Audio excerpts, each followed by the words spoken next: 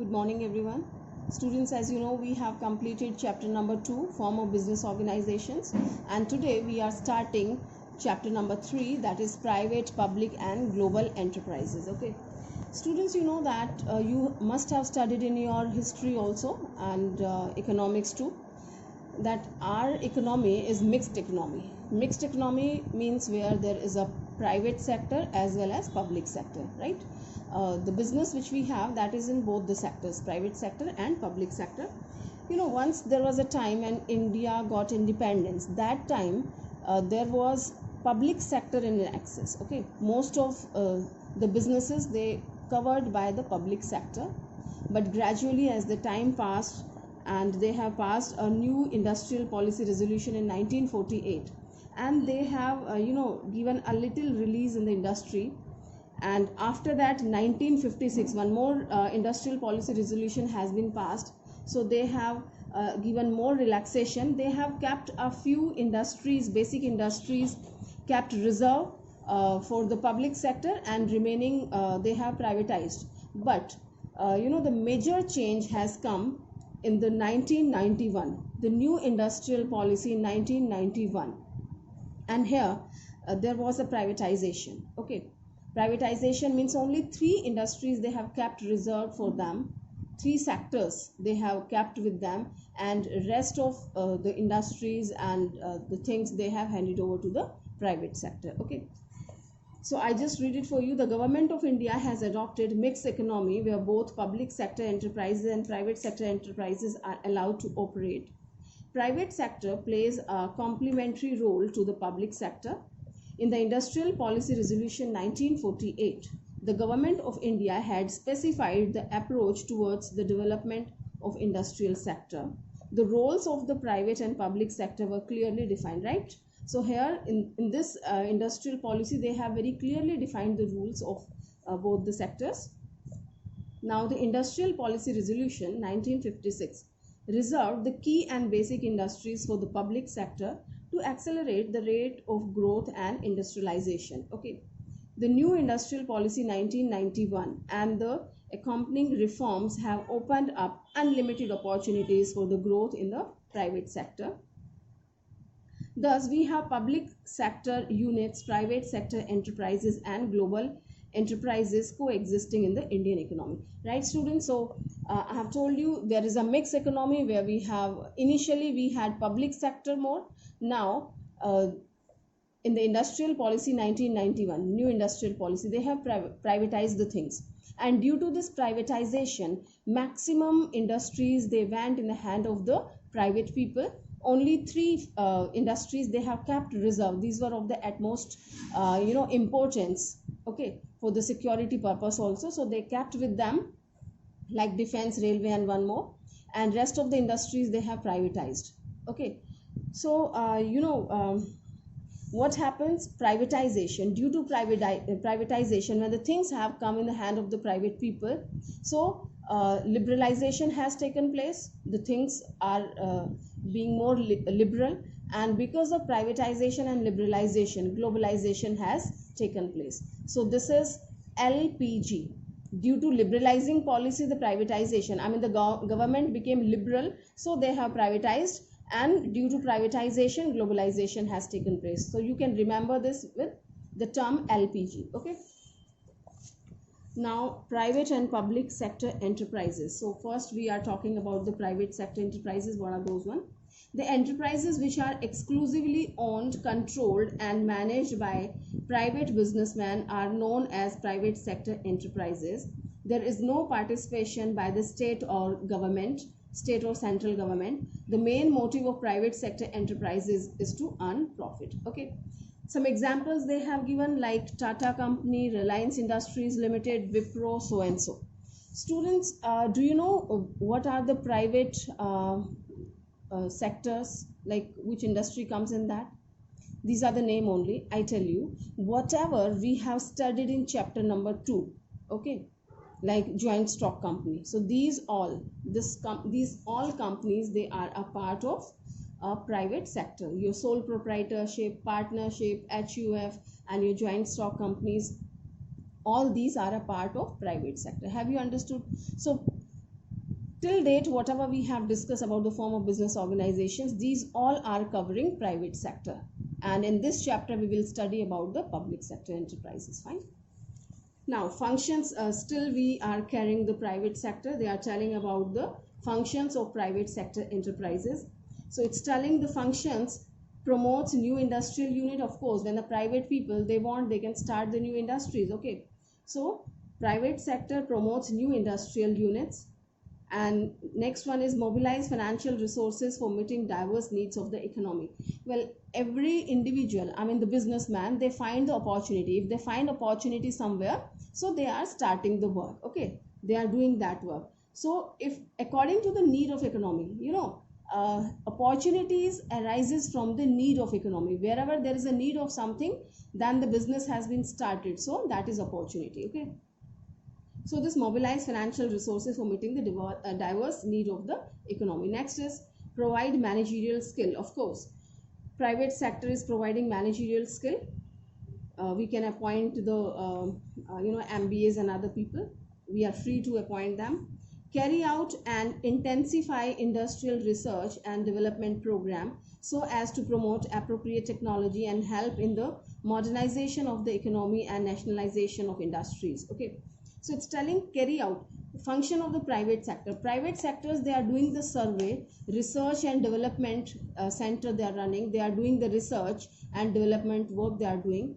They on the basis of research, they found, okay, what is required, and they are just launching that thing. Okay. So it is carry out intensify industrial research. Okay. Intensify industrial research, detailed research they are doing, and development programs are going on. So they promote appropriate technology and help in the modernization of the economy, right? So because of these all things, your economy has been modernized and nationalization of the industries is taking place. All right, students. Now we will talk about the public sector enterprises. What are those one? I tell you, students, public sector enterprises are those where the interference of the government is there. Government is having the ownership somehow. Okay. And there are okay, let us discuss first. The enterprises which are partly or wholly owned, controlled and managed by the central or state government are known as public sector enterprises, right? So it is telling either it is completely owned by the private sector or completely owned by the government, central government, or partly by the state government and partly by the central government, right? Any of the combination can be there, and that is termed as public sector enterprises. They have taken an example, GAIL. GAIL is Gas Authority of India Limited. SAIL is Steel Authority of India Limited. These are public sector enterprises. So such enterprises may also be a part of the ministry or come into existence by a special act of the parliament. Okay. The government participates in the economic activities of the country through these enterprises. So it's telling that government is also participating in the economic activity through these enterprises. Okay. Because in these enterprises, government is having its share, right? These enterprises are owned by the government, right? So through these enterprises, government is participating in the economy, or you can say in the development of the economy.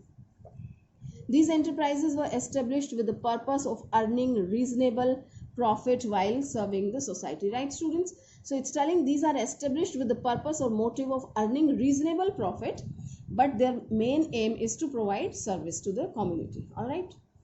So this was all about public industries, public sector, sorry, not industry.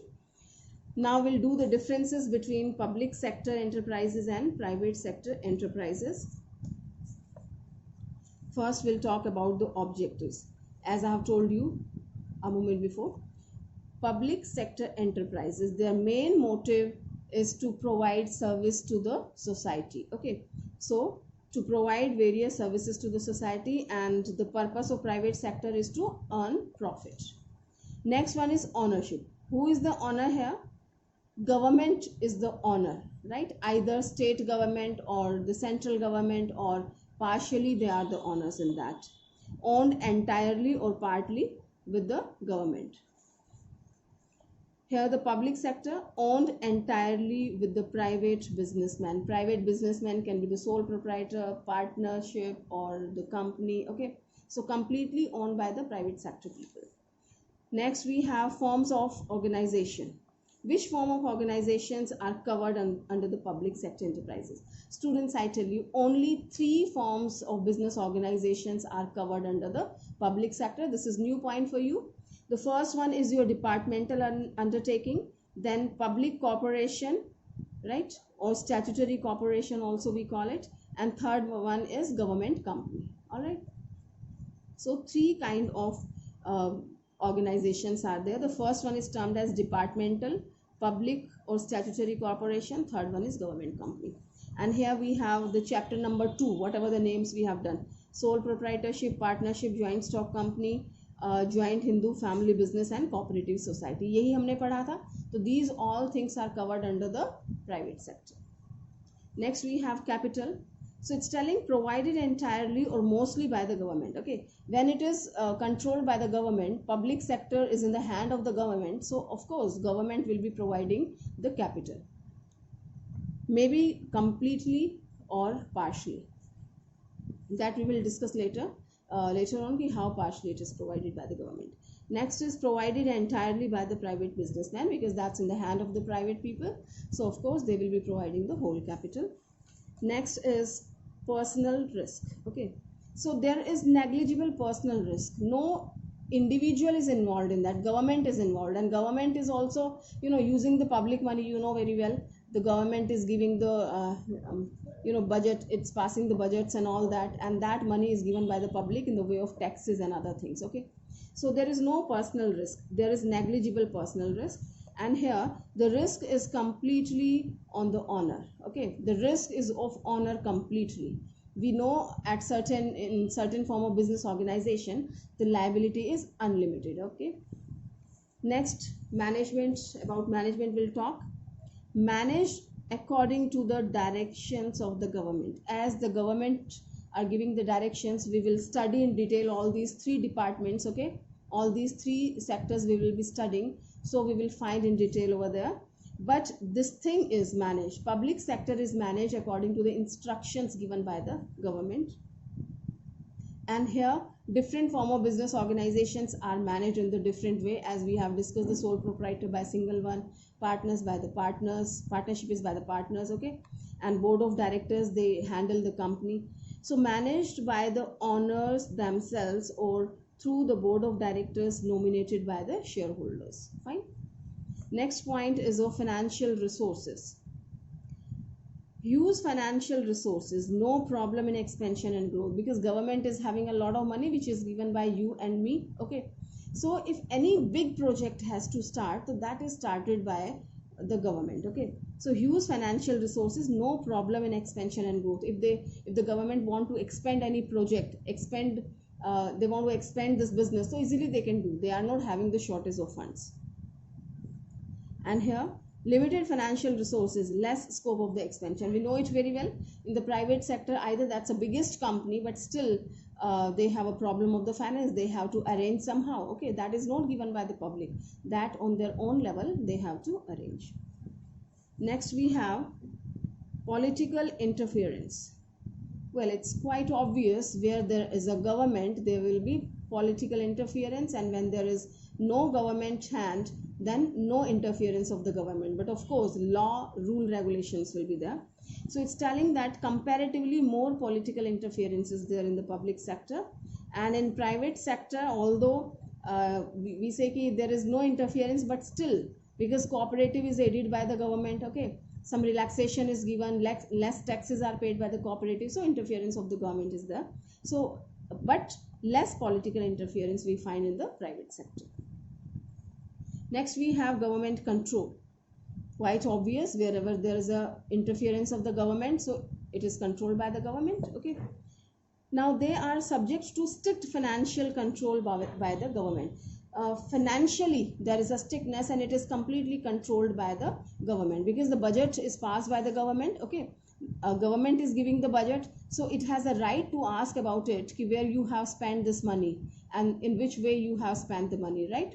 So the control is of the government in the public sector. And if we talk about the private sector, so less political interference is there. Fine.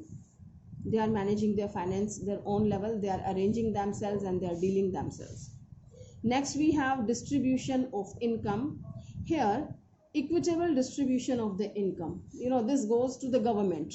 Whatever the surpluses are there, the profits are there, that goes to the government, and government use this money in the different projects. Say the government is spending this money in constructing the buildings, hospitals, schools, colleges, and construction of the road, dam, and other kind of thing. So it is said that it is utilized equally by the public. Okay. And here, concentration of wealth in few hands, distribution of income. As the income which is earned by the government, it is said that the government is using for the welfare of the public, this profit, this money. So we can say this distribution of income is equitable between everyone. But in case of private sector, it doesn't happen. If the profit is in the Reliance company, so Mr. Ambani's, they are enjoying the profit, they are not giving to you and me. All right. So whatever the company or business is earning profit, they are enjoying the profit, they are not giving to somebody else, right? So the distribution of income is done in that way, concentration of wealth in a few hands, and a few people are having that income or profit. Fine. Students, here we have completed the differences between public sector and private sector. Well, our next topic will be, we will take in the next class, but I'm just giving you a little introduction of this. Forms of public sector enterprises. See, we have started the chapter public sector, right? Public, this is private, public, and global enterprises, and in that we have started public sector. We have talked about the private sector and public sector. Now private sector we have already discussed in the previous chapter, number 2. In this chapter we'll talk about, first we will talk about public sector. So we have 3 major things in this. Okay, a public sector enterprises can be divided in the following forms in respect of control and management of their working, right? The first one, we call it departmental undertaking, and in departmental undertaking we have 3 things, that is railway, defense, and telephone, etc. And second one, we have statutory corporation, and we call it public corporation also. Indian Airlines and Reserve Bank of India, LIC, right? These kind of corporations are a part of this statutory corporation. Next one is your government company. Government company, as we have taken the name, SAIL, BHEL, this is HMT Limited, right? So these are your government companies. So what are these one, how these are formulated, what are their merits and demerits, everything we will be discussing in the next class. So please students, by the time, keep learning. And I have seen most of you doesn't watch the video and doesn't complete the homework. I don't know why. I've just tried to make you understand, but you are not getting this. Students, you will be in the deep water, you will be in the problem. If you don't learn it on daily basis, this will be really difficult for you to learn, these previous 2 chapters. So please start studying and start preparing your notes and start learning. And please purchase your book if you did not purchase. Now it's available in the market. Okay, thank you.